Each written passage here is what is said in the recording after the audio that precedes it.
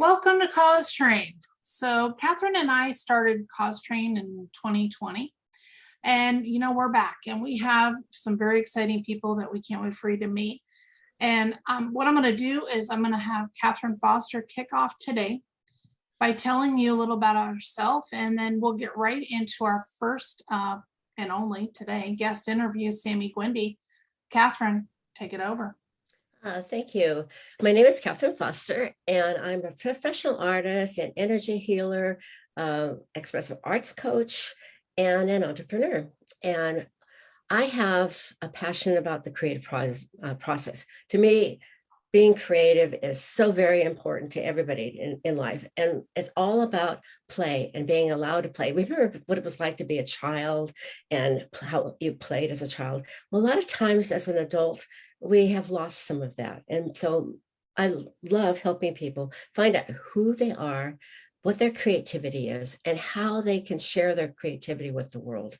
And my big cause that I have dreamed about for years is a creativity healing center where people can come and have the freedom to feel like they're safe, can experiment with different modalities, can try different things, and be with other people in a community where people are learning together to have fun and develop their creativity. And this space is a sacred space. It's a place where people can play drums, sing, dance, paint, sculpt, whatever they want to, write poetry, and have learning classes from other teachers other than myself too. And it's just it'll be a special place. I'm looking forward to having that happen. So Sami, please tell us something, a little bit about yourself and your experiences. I'm a senior entrepreneur, and I like to start things and stir things up with new ideas. That's what I've been doing for my entire career. Yeah, I started off with. Yes, Can you elaborate a little bit more? Yes, when I was in school, I started a service in Montreal called Safeway Chez-Vous that predated Nez Rouge, which drove revelers home in their own cars using two university students, and one would be in the drinker's car, and the other one would be following. And when we'd bring them to their own driveway, and then leave them home safe and sound, and then collect our other driver, and then we'd go pick up somebody else. So it was a way to actively change the environment, the danger on the roads, and at the same time, because governments on three levels make money with alcohol, they have duties, import duties, they have liquor permits for the bars, and they have provincial sales tax. And so I figured, okay, since we're all making money from this, we might as well at least offer a responsible and civilized alternative to drinking and driving. Can you tell us a little about the Tectonics Research Group? Yes, Tectonics Research Group was another idea I had. When an earthquake starts, it has three sets of distinctive waves, the P, the S, and the R, and they all travel at different speeds. The P travels roughly 2 times faster than the S wave, and the S wave travels faster than the R wave, so the P travels faster than the R wave by a factor of 3 times. And as a result, typically earthquakes that occur at 33 kilometers depth are really shallow earthquakes. So, there's always, there are the many earthquakes that occur at 60, 70, 80 miles depth. And therefore, by the time an earthquake reaches the surface, there's already a warning potentially. And that warning is roughly for every 5 miles or 8 kilometers of distance traveled, there's a separation of 1 second. So the idea was to take advantage of this separation, therefore this warning. And at the same time, since computers were becoming quite ubiquitous, you're able now to take those same warnings at a local area and then transmit it at the speed of light using the old trusty computers. That's fascinating. Presently, talk about your invention, and you're patented. Which one? Tectonics Research, yes, patented, and my new invention, of course, is patented as well. Yeah. Right. So my new invention, I got into it by accident, and you should never let a good accident, prevent you from finding some solution. I built a lovely fence for my wife.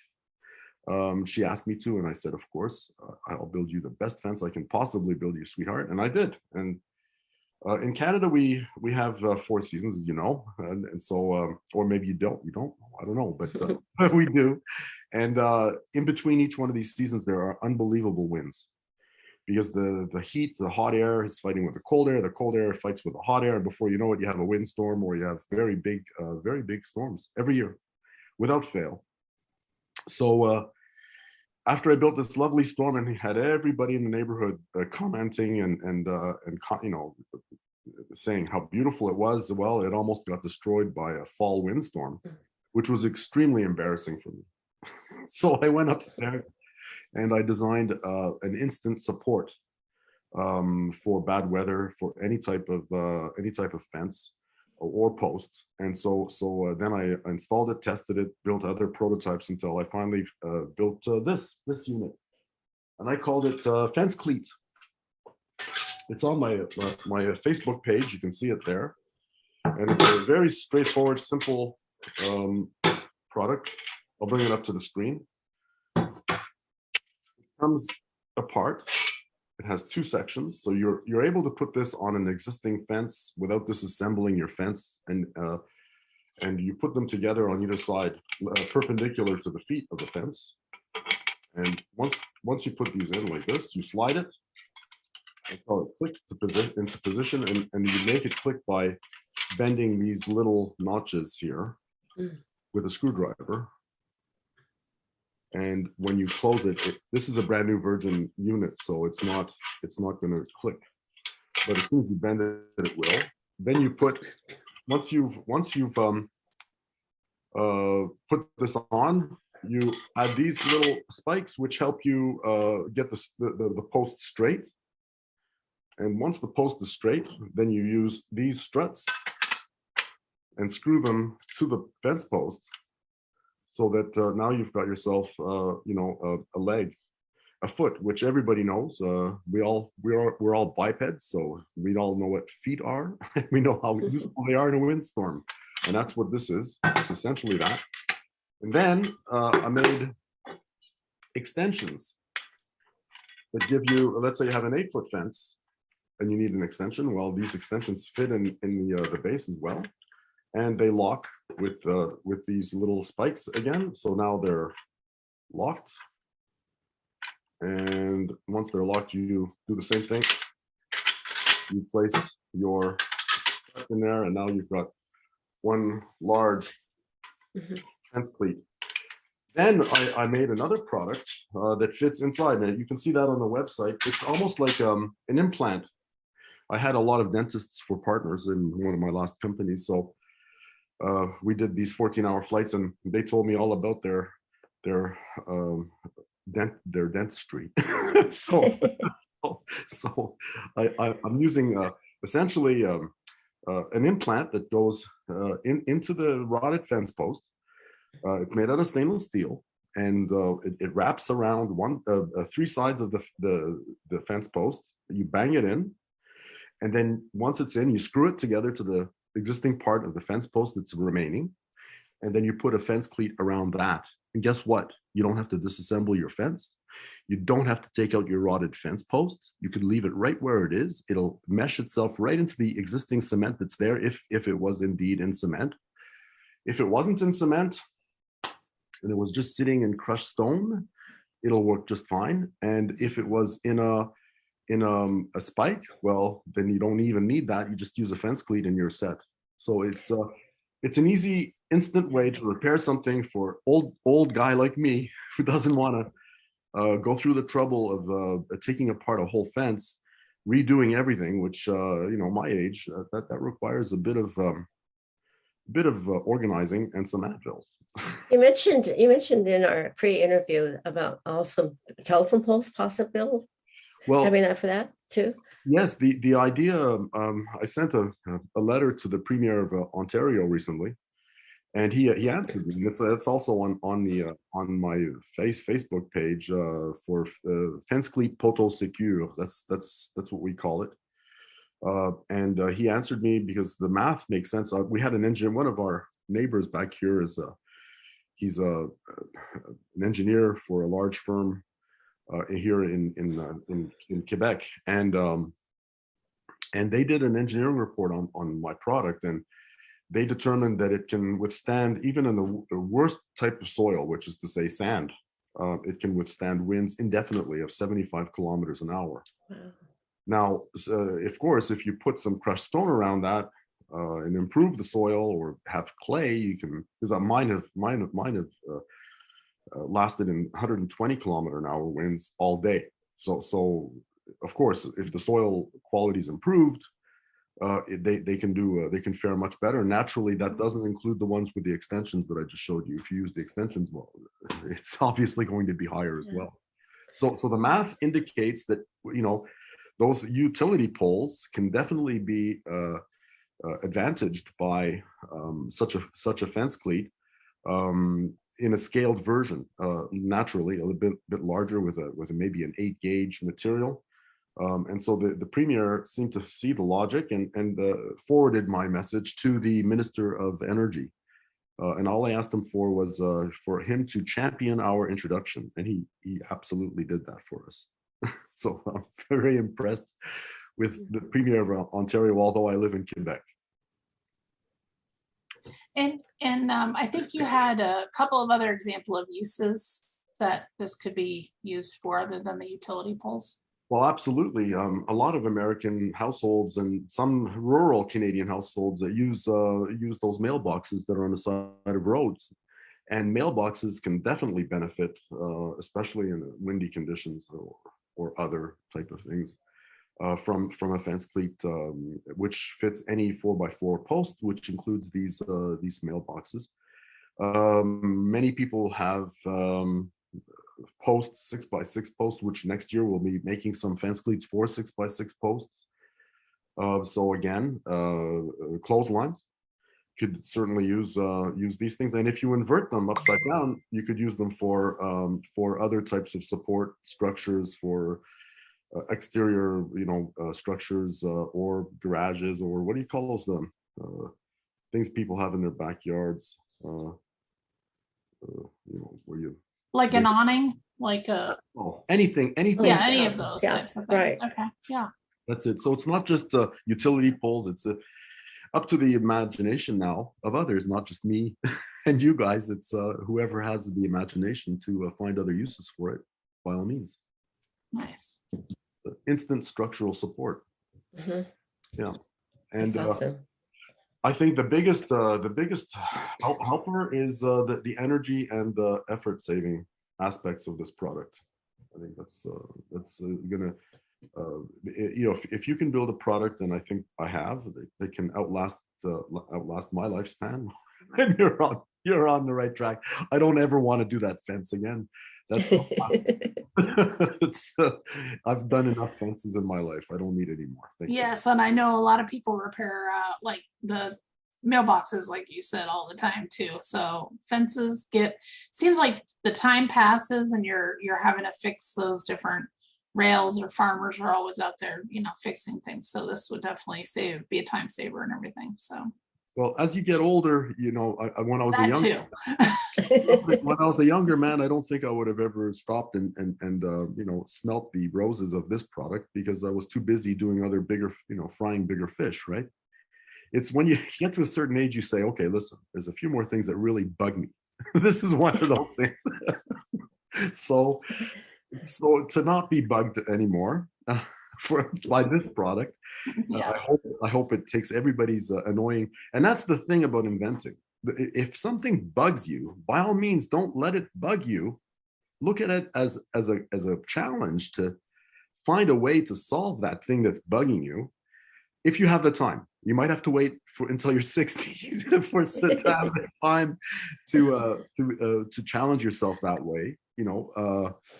But by all means, don't let the Zen flow, and be calm and patient enough to find the solutions. They'll come to you. They will. That's true. Very true. You're brilliant. So, Michele, you had another question too for him, I think. He had answered it already. So. Okay. All right. Okay. So, what is your price point on this item? It's $35. Last year was a bit it was a bit cheaper. I sold quite a few at 25, but ever since this COVID thing, and metal has gone up like crazy, and I'm building them right here in North America. I'm building them right down the street on the south shore of exotic Montreal until the snow.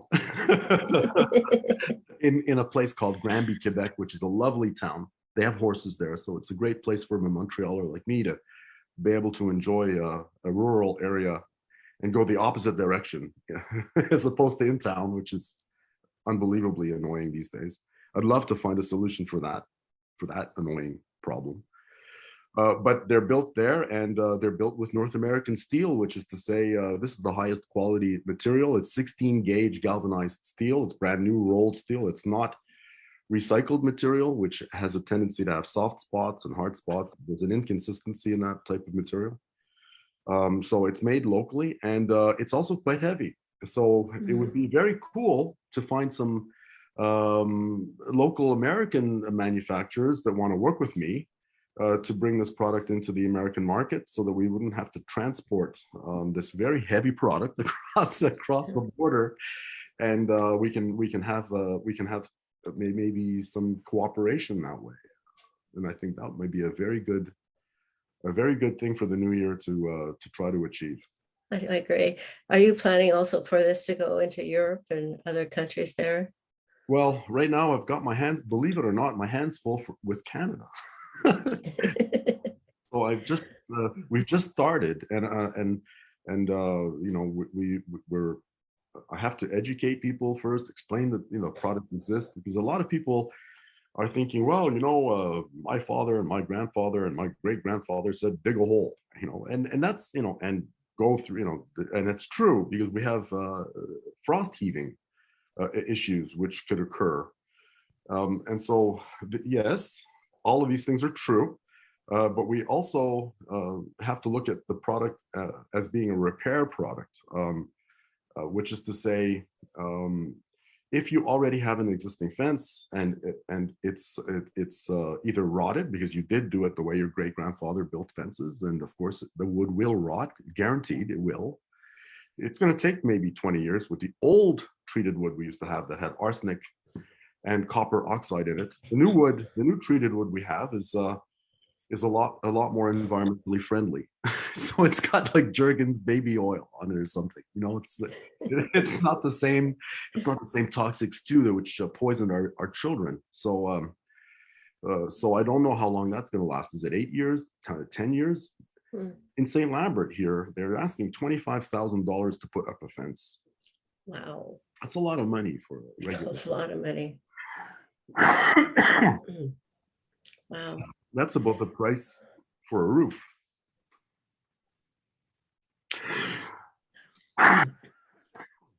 You okay? Okay, so is there anything else you wanted to share? I mean, I know we kind of, I think you kind of explained a lot, but is there anything else while you're here that you wanted to share with us? It's not COVID. Ever since I caught that thing, every so often, yeah, I'm sure we're all coming up. Oh no. Sorry about that. Okay, no problem. Anything else? I'm not sure. I think you said a lot. I'm really impressed with what you put together, and it's like how your mind works. And you know, I think you're so right about when there's a problem, find a solution to it, right? Right. You don't let yourself be angry. You don't Right. let yourself get frustrated. You just simply look at it and consider it a challenge. Yeah. Right. Find a solution. Yeah. Okay, Michele, I'm going to turn it back over to you, and you can tell everybody a little about yourself. Okay. I'm Michele Barnhouse. I'm sure most of you know that now. When Kath and I first started this project, my cause was actually different. And that's because I hadn't completed it yet.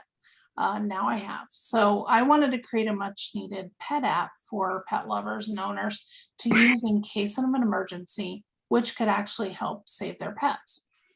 And there are a few events that spawn the idea, and we actually just did an interview, so you can kind of catch up on that as well.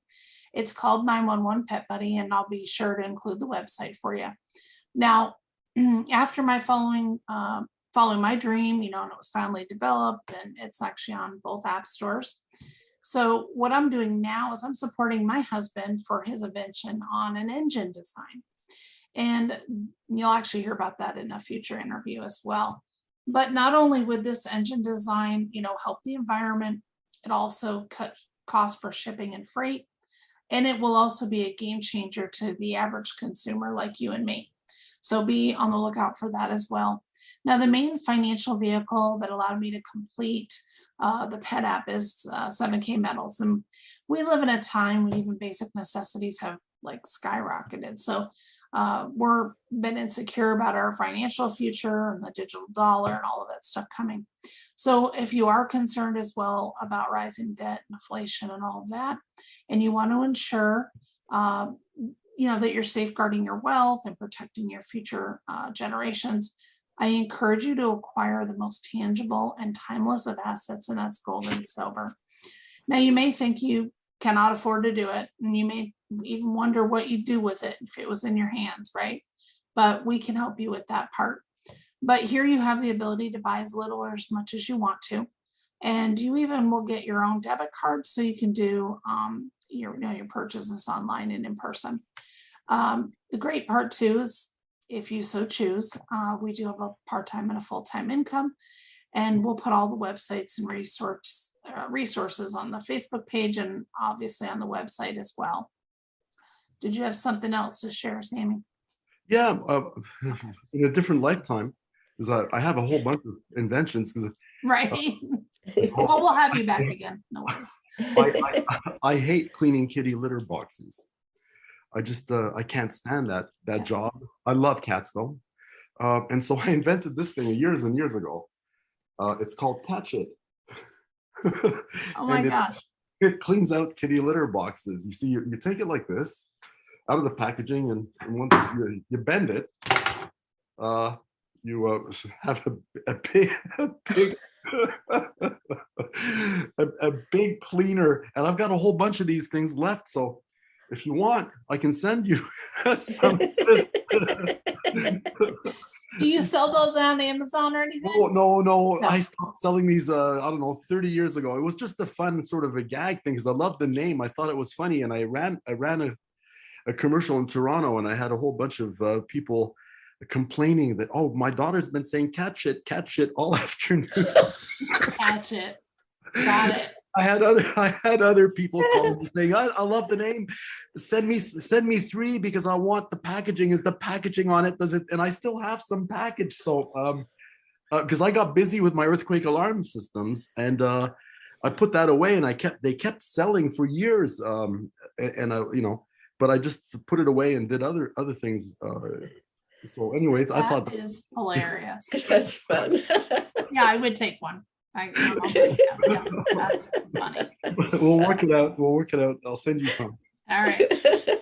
Well, I do want to thank you so much, Sami, for being our guest today with all the technical issues we had. But now these videos here will be uploaded to our YouTube channel, our page, and also to the website when it's ready.